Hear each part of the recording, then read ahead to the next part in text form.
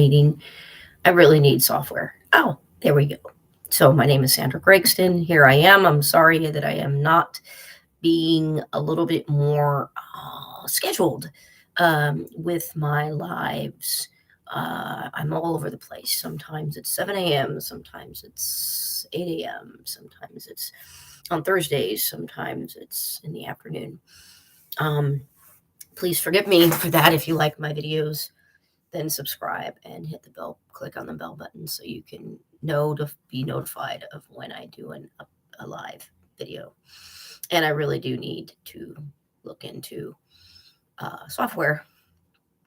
I need to look into software.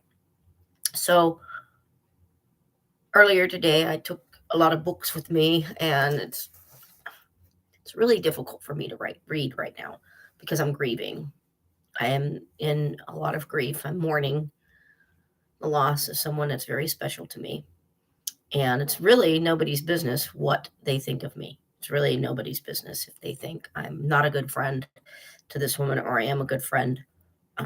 It really doesn't matter what other people think about me. It's really important what I think about me, and really important that I connect with who I am in the essence, my own essence. That's why I have this stethoscope here.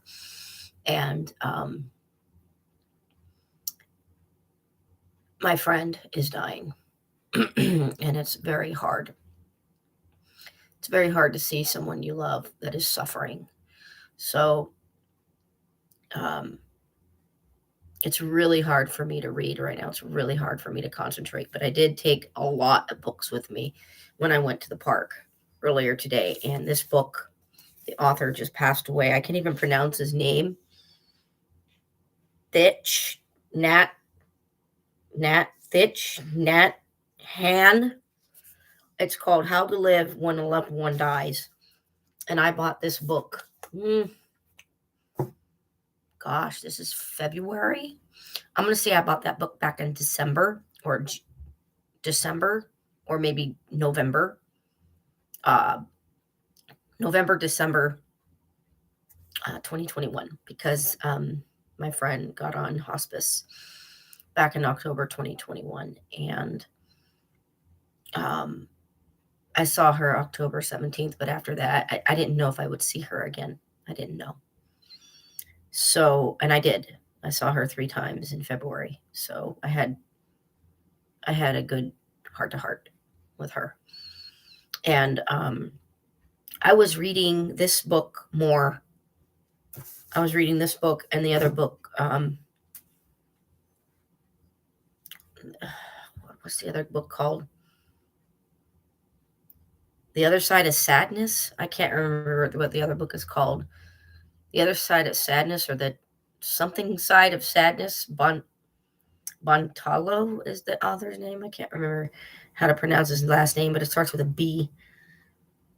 And I was reading that book more about Christmas time. Around Christmas time, I was really reading a lot of it. And since I've connected with this person, I'm not reading as much. I'm just mourning.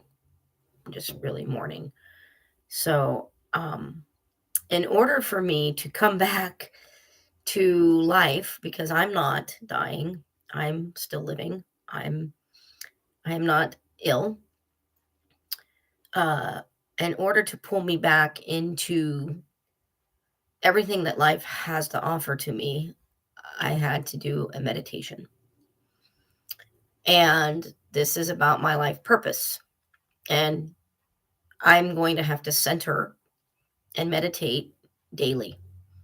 I'm going to have to do visioning exercises daily, even if it's just 10 minutes a day. And I have time. So earlier today, I went to do my laundry, and my washer broke, so I went to the laundromat to do that, and then I went to the park and I recorded myself speaking into my phone of the whatever app I use to record myself. And I just laid down and put the seat back, and meditated and said, what is your heart? What does your heart want to do? Not my mind, but my heart. There is a brain in the heart. And I learned about the Institute of Heart Math probably around the time of 2001, or excuse me, 2011, 2012, when I had a therapist back in 2011 named Marika Overman, very fabulous therapist that told me about Jiddu Krishnamurti. And she said, all the questions that I have is similar to him. So she told me to read up on Jiddu Krishnamurti back in 2011. And then she said, you need to read Alan Watts. So I started reading Alan Watts back in 2011 as well. I still have one of his books, Eastern Wisdom, Modern Life. I still have that book. I've never gotten rid of it.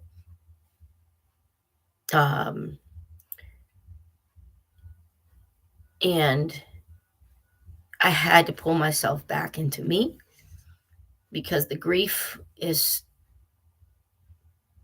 deep, and I'm working with a grief therapist, and my mom died 4 years ago on February 3rd, 2018. And unfortunately, she did not get on hospice until January 25th, 2018. So, yeah, she was only on hospice for 9 days, and my mom did suffer. My mom did suffer for a good 2 or 3 years before her death because she needed to be on hospice back in 2016. And I'm writing my mom's, well, I don't want to say my mom's memoirs because it's not her thoughts. It's just really a lot of my memories of my mom, which I wish I had more. I wish I could remember more memories of us when I was younger. I probably have to connect with my dad, but my dad doesn't answer the phone. But I could put a little bit. I could put a little bit in there about my grandma, like my mom's mom and my mom's dad. I could put like, it's a wonder that my mom was born because my grandpa was a gay man, and go figure that a gay man would find love with a woman. Thank God my mom's dad's mother. Uh, thank God my yeah. Thank God my mother's father's mother. So my grandpa, his mom, my great grandma. Thank God she told my grandpa go after that woman because that woman was Frankie, my grandma. It was my mom's mom. And she was in her 40s, and my grandpa was in his, like, he was like 20. He was 20 years younger than my grandma. And my great grandmother told my grandpa, go after that woman and marry her.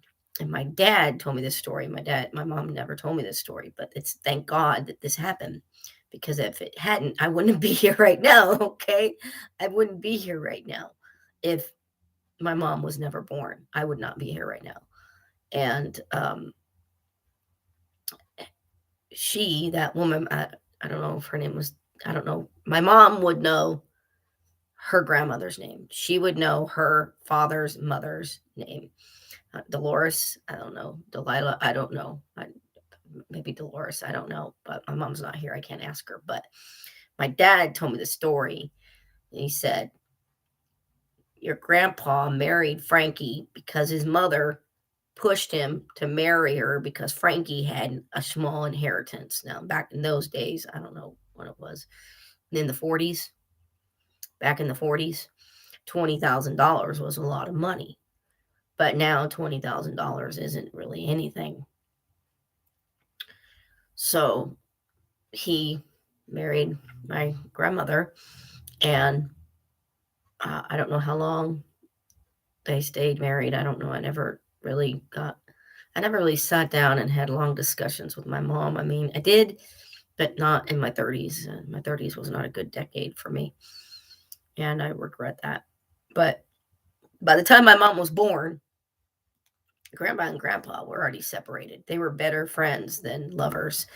And I guess my mom thought that her mom was a social drinker and my grandpa was an alcoholic, chain smoker and alcoholic. But I guess my grandma was a social drinker, but she wasn't really there a lot for my mom.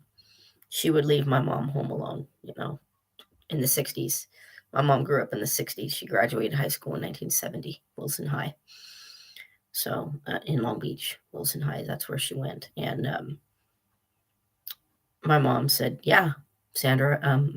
She goes, "My mom just left me there as a kid, 8 years old, 9 years old. Just leave me alone." I go, "You were alone? You didn't have a babysitter?" And she's like, "No, I had to watch myself." And I'm like, "What kind of mother would do that?" Kind of makes me resent my grandmother.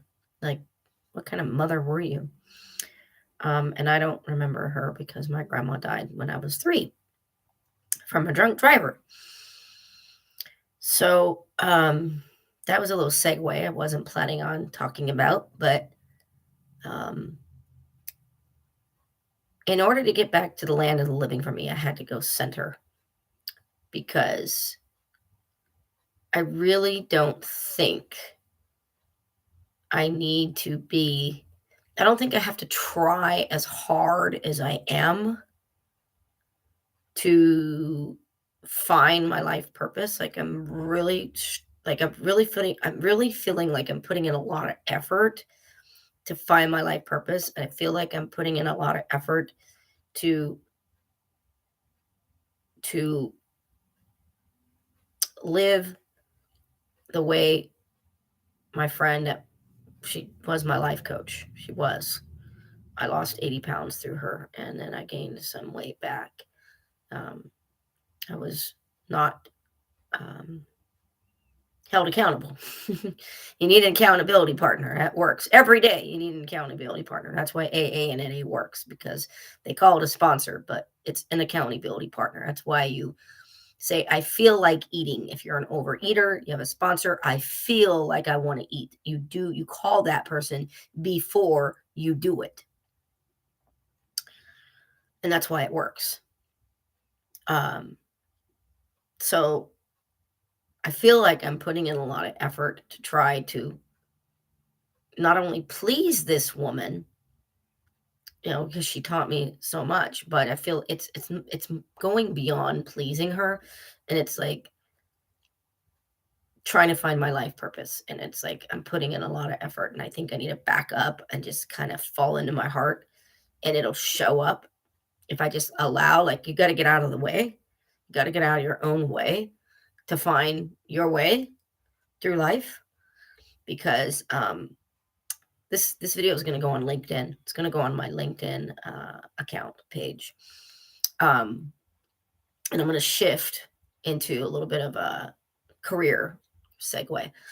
And, I need to find a job, but I've put that out there into the universe. Find me a job, just any job. I don't care, any job. Okay, I worked for Amazon as a packer. That didn't work. Wasn't fulfilling. 12-hour days. They said we're going to 15-hour days. I was driving, I don't know how far, 80 minutes one way to work, 80 minutes back. I said, "This is BS." I said, well, I got a job. I put it out there. I got any job. I am not looking for any job. I'm looking for something very specific. Does it have to be an office job? Maybe. Do I have to be an administrative assistant? No. Do I need to be sitting down or just a standing desk? Yes. Because if it's lifting, forget it. If it's doing dishwashing where I'm lifting heavy dishes or heavy things with a lot of water in them, forget it.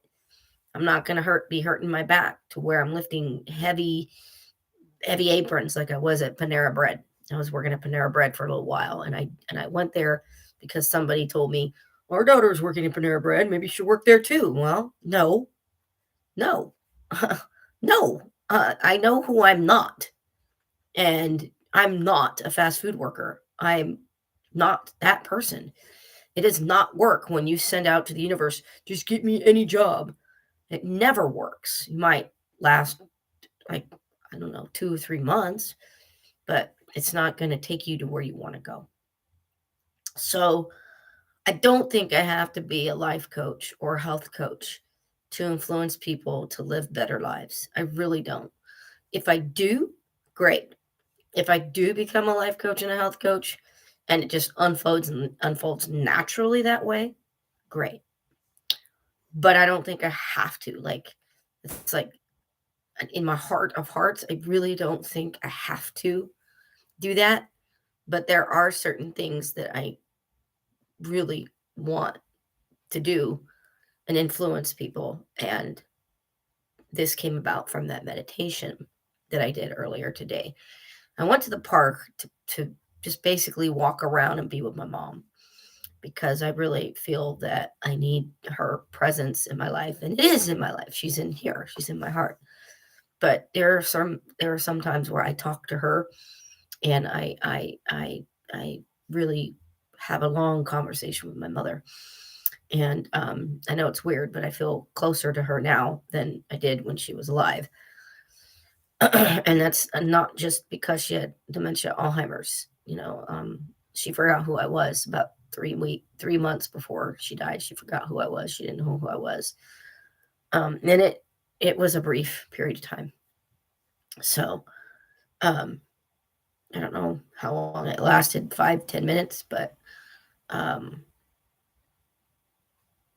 yeah, that was really something when she forgot who I was. She forgot her own daughter.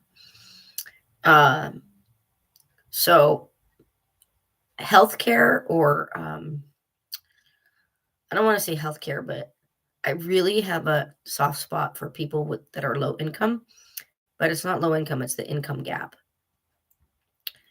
It's the income gap. I really have a heart for the people that make too much to qualify for Medi-Cal and Medicaid because the federal limit is too low. It has not been changed. It is based on the same formula from 1956. So I want to talk to that person, whoever that person is that has not changed the formula to how they figure out the federal poverty limit. It's too low, you freaking idiot. The federal poverty limit needs to be about 50,000, or I would say at least $45,000 a year. If minimum wage is $15 an hour in California, that's 30 grand a year. I don't know what that is a month, but it's 30 grand a year. So how is it that the federal poverty limit can be 1,400 a month gross? That's not even $15 an hour. What is $15 an hour? Let's find out right now. $15 an hour times 40 times 4, and it's not right because it's 28 days. And you'd have to do 4.1 or 4.2. So that's 2,400 a month. How is it that the federal poverty limit, federal government, share that with the feds, share this with the feds, please. How is it that the federal poverty limit is only 1,400 a month in California? And $15 an hour is at least 2,400 if you're working 40 hours a week. If you're working 40 hours a week, I'm not talking about working 30 hours, I'm talking about 40. And there's some place, I don't know if it was the Equal Opportunity, EEOC, I don't know what it is. It says, oh, full time is at least 30 hours a week. Bitch, full time is 40 hours a week. I don't know anybody that can make it on 30 hours a week. You can't make it on $15 an hour or 40 hours a week, but you can make it on 50 grand a year. You can probably do that. So the federal poverty limit needs to be attached to the minimum wage. So if the minimum wage is $15 an hour, okay, well, $15 an hour times 31 days or 30 days. And this is not accurate because this again is 28 days. It's 4 weeks and there's more, February is the only month that we have that is, February is the only month that has 28 days. So at least 2,400 a month is what people are making minimum wage, 40 hours a week. And that's what the federal poverty limit, and that's still too low. That's still too low, 2,400 a month. But see, my heart goes out to these people because they can't get the health care they need because they don't qualify for Medi-Cal or Medicaid. And then they tell them to go on the exchanges and they don't have enough money for that. So then they have to sacrifice something else. And what's the first thing that goes? Food. You have to go to food lines. Well, food lines are shit. Sorry. They don't give enough cruciferous vegetables. You need less fruit and more vegetables. They give bread. Bread has gluten in it. They give dairy. That's all there is bread, dairy, bread, dairy. It's like, I don't want bread. I don't want dairy. Like, save it. If I was in those shoes, I'd be like, give me coconut milk, or give me something to where I can go buy coconut milk. If I can't get food stamps, then, give me something to where I can get coconut milk or oat milk, because I'm not going to do dairy and I'm not going to eat bread. It has gluten in it, and you don't get gluten-free bread. So that's food lines are cheap. They make people fat. It's all highly palliative, sweet breads and stuff that makes people fat. And, it's not healthy. You get canned soup that's high in sodium, very high in sodium. So, if we just fix this federal poverty limit to be 45,000 or $50,000 a year, and you know, and I'm talking about for a family of one. I'm not talking about for a family of three. A family of three making $50,000. I don't know. I would say it's kind of hard to live on $50,000 for a family of three. So that's a really big soft spot. And I thought, well, maybe I need to be a lobbyist. Maybe that's what I need to do. Maybe I need to learn what a lobbyist does to get this thing passed to where the federal poverty limit is no longer set in 1956 land. These people, are you freaking idiots? There are people suffering. There are people suffering out there right now. Okay, so the other one is I really want people to learn how to love themselves, but I also want people to learn how to love their heartbeat. I, as a child, was very ashamed of wanting to listen to my heartbeat as a child. I did not own a stethoscope when I was a child. I think I was 20. Was I 28 or no, 26 when I first bought my first stethoscope? And I bought it from MSJC. And thank God I didn't have to verify that I was a nursing student, because if they did, they probably would have thought, oh, you're taking this away from nursing students. No, I have an obsession. And I want people to feel comfortable listening to their own heartbeat. I want people to feel their essence. I want people to get in touch with themselves. I want people to drop into their heart center and feel that essence. I don't want children to be ashamed of listening to their heartbeat like I was. I don't want adults to be ashamed. I was ashamed in my 20s of this obsession. And it is a fetish. It is an actual fetish. And I don't think adults should be ashamed of that. That's how we procreate. That everybody knows we're all here because our parents had sex. We all were conceived, and that's how we got here. And we all know that that's how our children got here. I don't have any children. I wish I did. I really wish I did. I wish I could have that, either give birth or adopt with someone. I mean, I could adopt now, but I mean, I would need to have a job and, have a better place to live with the kid, not here. But I really would like, if I could marry into a family that with kids, that would be, marry someone with kids young, like 10, 8, 6. That would be cool. But I don't want children to feel like I felt when I was a kid. I was curious. I wanted to listen to my heartbeat. I wanted to know what it sounded like. I started getting an allowance by the time I was like, I'm going to say I was like 11 or 11. Yeah, 12. 11 or 12, not 10. Not 10. 11 or 12. And I could have went out and got my own stethoscope, at the age of, hmm, could I have? We didn't have the internet back then. Okay, 1985. There was no internet. There was no World Wide Web back then. So I guess I would have had to ask my mother, but I was too embarrassed. I was too embarrassed to ask my mother, hey, mom, I want a stethoscope. I want to listen to my heartbeat. And I don't want children to feel like that. But I don't want adults to feel like that either. I want every single person, this is going to sound really weird, but I want every single person to own their own stethoscope. If I had, I don't even know how much it would cost. I don't even know how much it would cost to do this.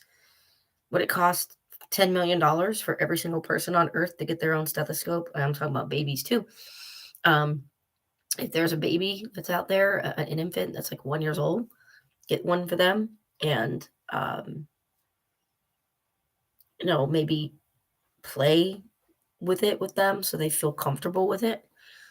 A real one, not a toy one. And well, toy ones are good, but I don't know if it could really pick up a heartbeat. I'm not really sure. But I don't know how old an infant has to be before they can actually uh, use these. And I don't know if they make these for children, because these earplugs are kind of big. I don't like them. They're too big for me. They're not very comfortable at all. They're a little bit too big. I wish there was something. I wish these came off and uh, uh, uh, came with a set, of different sizes because these are a little bit too big. I have another one in there, but this is a what is this? Let me see what it is. Lettman, yeah, Lettman quality. I have another one in there. I don't know what brand it is. I bought it at MSJC, and it actually had it when I first bought it. It had different size ear pieces, and it made it easier. But children, I think, should have a real one too because they'll grow up. They won't continue to be 6 month old. They won't continue to be 1 years old. And I don't know how old they would need to be, especially the kind that has not this kind, but the other kind that has the earpieces that are changeable, the kind that, smaller.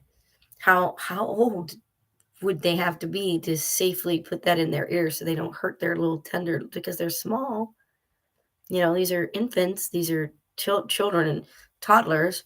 So I don't know how old they would have to be for their ears to be big enough to fit the earpieces. But I don't, I don't want children feeling scared or embarrassed. I was very embarrassed. I was extremely embarrassed and never could tell my mom that I wanted to listen to my heartbeat when I was a teenager. I just hang my head in shame. I couldn't tell anybody. I told my best friend. But other than that, I didn't tell anybody. And, I think people should connect with themselves. I think everybody should spend 15 minutes a day away from family, away from everybody. Get your cat in the other room, put your dog in the other room, sit on the toilet or get in the bath, not the bathtub because you don't want to get one of these wet. But go somewhere alone and listen to your heartbeat alone and connect with that inner essence of you. That is where God resides. That is your essence. And it is special. And there is no one else like you on earth. You can't be replaced. Once you're gone, you're gone. And energy does change. I mean, it's not going to be on earth, but energy does change. But you're not going to be in this plane. And that's the special thing is that there's only one you. There's only one Sandra Gregston. And once I'm gone and once my heart stops beating, that's it. There's no more. I mean, there will be more of me in another plane, but not here. And I know that's not a valid argument for you atheists out there that used to follow me back in 2008. and 2010 and 2012 and 2013. I know that's not a good argument, because just because I feel like I have a feeling that there is a presence that I do not understand, and you could call it God, you can call it universe, you can call it the cosmic muffin. I don't care what you call it. I do not call it Jesus. I do not call it the Christian God, because I am not an evangelical. I am not. But I believe there is something out there that is bigger than me that I do not understand.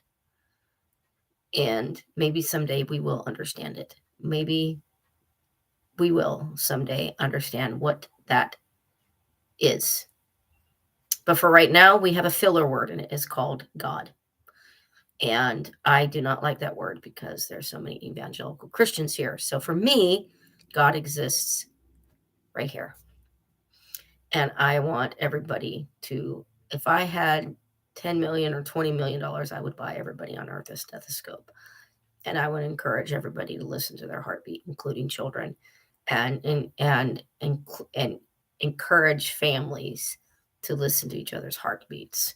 Moms listening to their daughters and sons' heartbeats, brothers and sisters listening to their heartbeats, aunts, uncles, nieces, nephews, grandmas, grandpas, grandchildren, just the whole family doing that, and making it to where people are comfortable doing it, because it is our essence.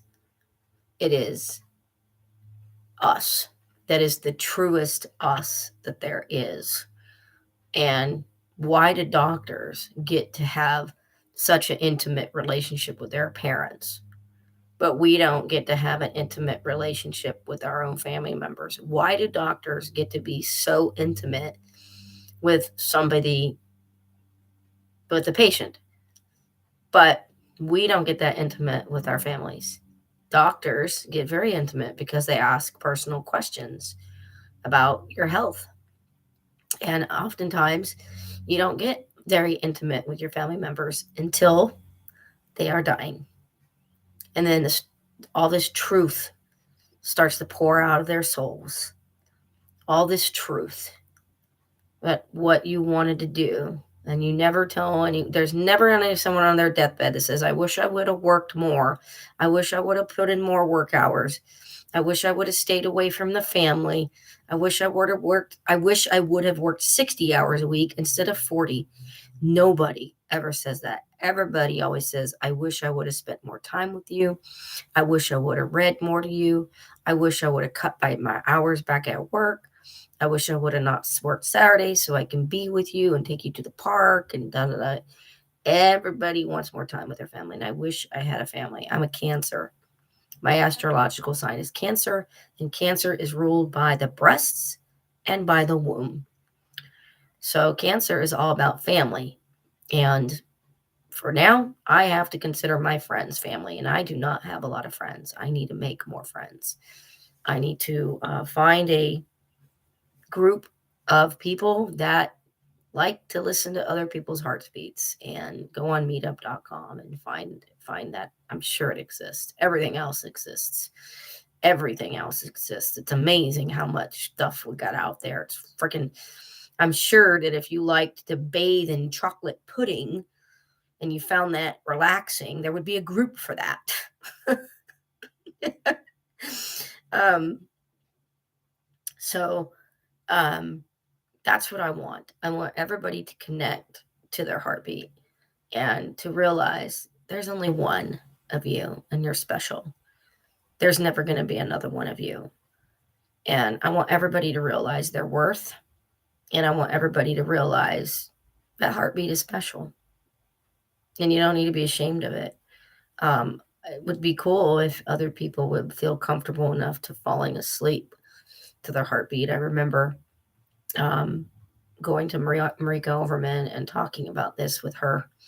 And I was very ashamed. I was very ashamed. It was back in 2011, 2012. And I was very ashamed, even just carrying this with me. I was extremely ashamed of it. And she encouraged me to lean in to it, like I'm encouraging everyone now on this video to lean into it. And I remember one day, I don't know, 2011, 2012, I took a nap and somebody's watching your life. I can't even read that name. Why Kish Sadie, but I can't read it. But thank you for joining. But I remember back in 2011, 2012, because my therapist encouraged me to lean into my obsession of listening to my heartbeat. And she said, lean into it. There's nothing wrong with listening to your heartbeat. There's nothing wrong. There's nothing to be ashamed about. And she said, lean into it. And I did. And I remember I took a nap this particular day and I fell asleep while listening to my heartbeat. And I haven't really been able to do that since. I've been trying. I guess my mind is too active and I can't turn my mind off because I'm so I don't know what the word is. I'm very ego driven and I'm very analytical. So I've been trying to fall asleep listening to my heartbeat like that time back. It was about 10 years ago now. And it was so comforting. And that's what I want other people to feel. I want other people to feel so comforted because we live in a, a world of fear. Turn on the TV, war, Ukraine, masks work, masks don't work, COVID, you're going to get it. Oh my God, if you don't wear a mask, you're going to get it on a ventilator and you're going to die. You turn on the TV and it's all this news about uh, all this fear. And some of it's true, and some of it's less true, and some of it's not true, but it's still fear driven. So don't eat sugar, it's going to make you fat. Don't eat dairy, don't eat gluten, don't do this. You can't have eggs because there's too much cholesterol. So it doesn't matter what it is, it's all fear driven. All of it is. That's what the news is. It's all fear driven. And I want people to feel comforted. I want them to feel love. I want them to feel like, wow, this is my essence. This is my heartbeat. This is me. That is the truest you there is. There is nothing else truer than you than that. And I remember 10 years ago falling asleep and I didn't even know that I had fallen asleep. I didn't even know that I had fallen asleep. And I don't even know how long I was asleep for 10 minutes, 5 minutes, 15 minutes. I don't even know. And then when I woke up, you know how you wake up slowly and you're in this kind of quasimodo sleep mode. And it probably happens more often going down into sleep than waking up to where you can't move. You can hear everything, but you're paralyzed. You can't move.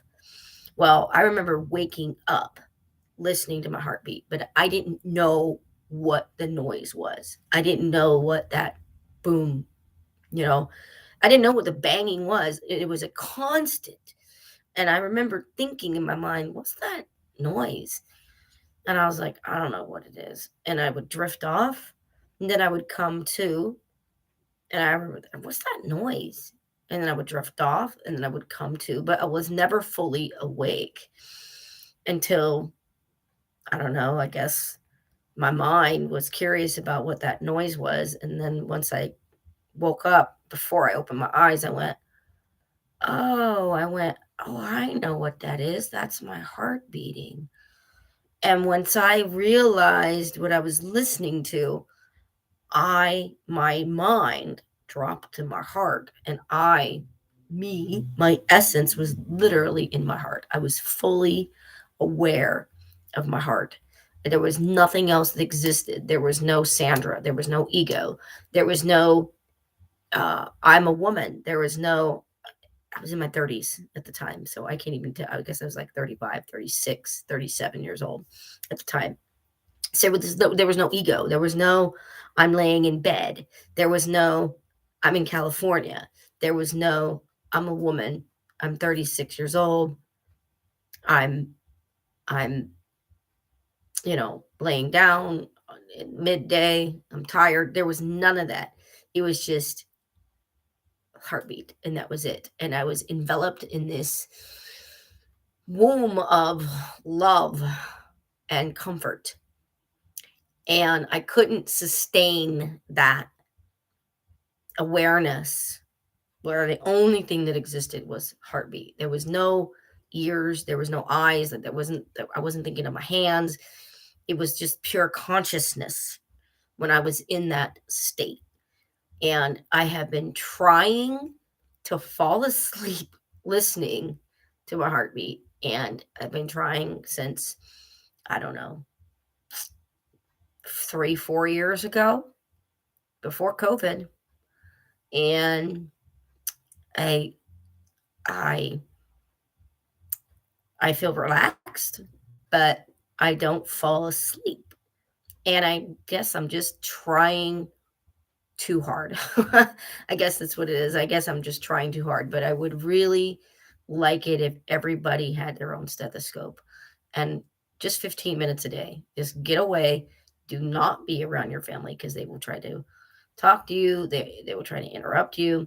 You need 15 minutes away from everybody in your family. And if you live alone, great. But not everybody lives alone. Most people do not because it's too expensive to live alone. And that's what I would want. That's my wish. If everybody had their own stethoscope and get in touch with their pure essence and not be ashamed of it. And I looked up one corporation and it's in California. I thought it was near San Francisco. It's south of San Jose, and that's the Institute of Heart Math, which I have considered working them for them before. I have considered uh, applying. The only thing is it's up there by San Jose. Probably very expensive to live there. So if I'm going to apply and if I'm going to live up there, I'm going to have to make a lot of money to be able to afford it. I don't know if that's the Silicon Valley. I can't, Bear Creek. Is it Bear Creek? I don't know. It's south of San Jose. So I don't know. I heard people $70,000 a year in San Francisco is like low income because it's so expensive. Like if you make 70,000 a year in San Francisco, it's like you're barely getting by. And I find that really astounding. I really do. I find that just mind blowing that you need to make maybe 90 or 100,000 a year to be able to live comfortably and live well. Not, and what I'm saying is I'm not talking about living in the slums, right? I'm talking about living in an area where there's not a lot of crime. And I need to look up, I need to study the Institute of Heart Math. And then I thought of another corporation. I believe it's another nonprofit. All these freaking nonprofits, God. All these freaking nonprofits, they don't pay enough. I'm sorry. I'm motivated by money. I'm sorry. I've had a lot of these jobs. They pay me $2 over. Aren't you doing good? Minimum wage is $11 an hour. You're making 13. Yay. Please pay me what I'm worth. I'm worth more than $2 over minimum wage. But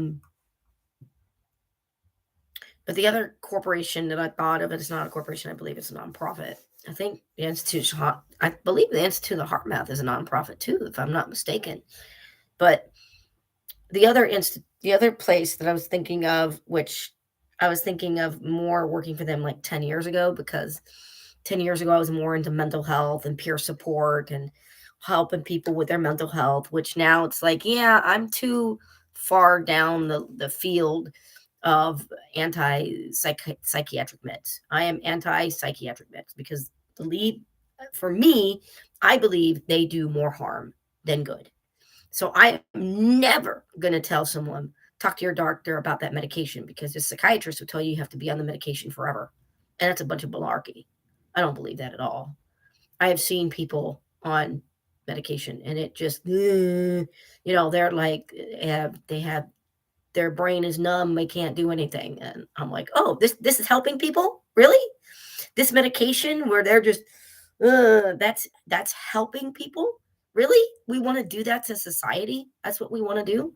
We want to just make it to where they have basically a brain swipe to where they can't even think, they can't even communicate. or maybe they can, but they're so brain fogged up that they can't really express their needs because they have so much brain fog. I've seen what psychiatric does to people. I've seen it. It's not good. It's not pretty. So I thought, well, maybe Mad in America, maybe I could work for them.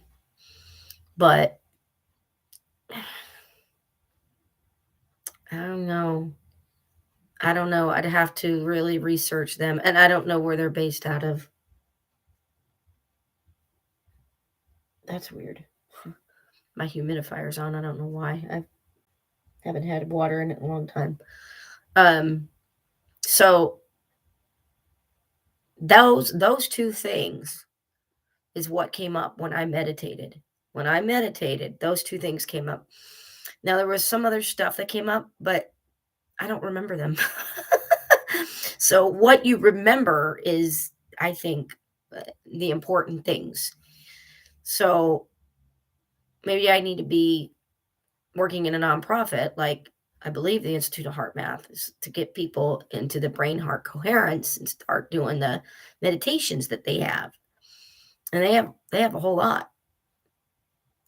And then the other one is the gap, the wage gap, people in the wage gap that don't make enough for really good health care, but they make too much because they don't make $1,400 a month as a single person. I don't know what it is for a person that's married. I don't know what the income threshold is. It's called the federal poverty limit. It's too low. It's a bunch of bullshit. It's what it is. It's too low. And my heart really goes out to people that are in that. And if I get a job that's like, say, $20 an hour, you think I'm going to be able to, afford really good health insurance? I'll be making too much money. If I get a job, $15 an hour minimum wage, I will be making too much to qualify for Medi-Cal. And it sucks, and the sad thing is a lot of doctors don't reimburse. They don't take Medi-Cal because it doesn't reimburse. It doesn't pay. It doesn't pay. They're like, no, we don't accept Medi-Cal. So those two things, the people in the wage gap where they don't make enough money for really good health care, maybe they make 20,000, maybe they make 25, maybe they make $35,000 a year, but they don't make $15,000 a year. They don't make low enough wages, because $1,400 a month is $16,800 a year. So if somebody makes $18,000 a year in California, I don't know what I guess the federal poverty limit is the same for all states. And I don't know why it's not based upon the minimum wage. It doesn't make sense, but it should be. I don't believe in the minimum wage. I believe in a living wage, and it should be tied to the CPI. So it's either I become a lobbyist and get these numbskulls to start thinking about people that are in the wage gap and start, I don't know, influencing them to see how people live, or get people into their heart and away from the fear. And I have a really big heart for those in the wage gap, and I'm scared. I'm scared that I could end up in that wage gap. I'm scared that I could be the one where wow, yay, I'm making $20 an hour. Great. But it's still not enough to get really good health care insurance, because if you pay a really low premium, you are going to have higher, not deductibles, but copays. And if you want a plan that has lower copays, then you're going to pay more per month. You take your pick. You're still going to pay. Which one do you want? Do you want one with higher premiums with the low copay? So every time you go to your doctor, you pay $10 every time you go to the doctor. Or do you want the one where you say, no, I only go to my doctor twice a year. That's it. I only go to the GP twice a year or once a year, and I will pay $50 to get a lower monthly. And yeah, some plans are $5, some plans are $10 a month on the exchange, covered California. But look at the benefits. That's why you have to have that gap insurance that covers things that's not covered in the regular insurance. And like I said earlier, I was on LinkedIn earlier. I did a LinkedIn video. Healthcare here in our system is backwards. We wait until people get sick and then we try to do something about it. Well, that's stupid. Numbskulls. Maybe we should learn about nutrition and exercise. Maybe you should learn about getting some sun and getting some vitamin D and preventing these diseases. What can we do to prevent Alzheimer's? I'm writing a book about my mother and with her Alzheimer's and how she wasn't diagnosed, and all the doctors were stupid. Oh no, it's not dementia, it's just depression.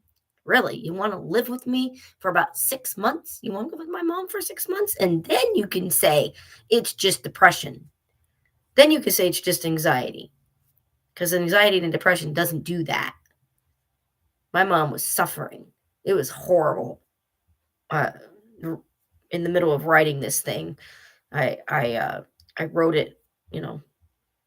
I stopped writing it in February 2018 because that's when she died. But I started writing it back in 2013, and I stopped, and then I started editing it, like, I don't know, a year after she died, and it wasn't enough time. It wasn't enough. I was still grieving. It was still hard a year after she died. Now it's been 4 years, and now it's time. I'm going back in time. I'm like, dang, I forgot that she had all these health issues. My mom had a lot of health issues. She had stage 2B ovarian cancer, or was it 1B? Total hysterectomy. She had 25 rounds of not chemo, radiation. She had a kidney stone. She had an inguinal hernia that she needed, and she had squamous cell cancer, skin cancer on one leg, and then the next year she got it. The next year, and all this stuff, fracture in her spine, a very thin hairline fracture in her spine, and because of that, she got afraid and she started with a walker, and she was like, I don't know, 62, 61 years old, and all this stuff within like 4 years of her death. Yeah, because she died in 18 and that stuff started happening in 14. So within 4 years of her death, and I'm just reading this stuff and I'm like, oh God, I forgot this stuff. And we wait. This country, we wait until people get sick. Oh, you have high blood pressure. Well, maybe you should freaking do something about it before you get it so we don't overload the healthcare system. It costs a lot of money. Insurance is reimbursing everything. It costs a lot of money. We're wasting money. Oh, you got diabetes. Well, maybe you should do something about it before the person gets diabetes and find out what we can do about it and prevent it. There's a lot of illnesses that people have that can be prevented. And it's really sad. So, I think it's time for me to end my video because this is going on LinkedIn and I don't know how many people are going to be watching it if it's a 50-minute video. But I had to share my heart. I don't want to die without people knowing who the real Sandra Gregston is. I have a legacy to leave, and I don't think I need to become a life coach or a health coach or a fitness coach or Zumba instructor to be able to influence other people's lives. I think I just need to be me. And just being me is enough. And I hope that you drop into your essence because there's only one you. And you're special. We're all special. Peace out.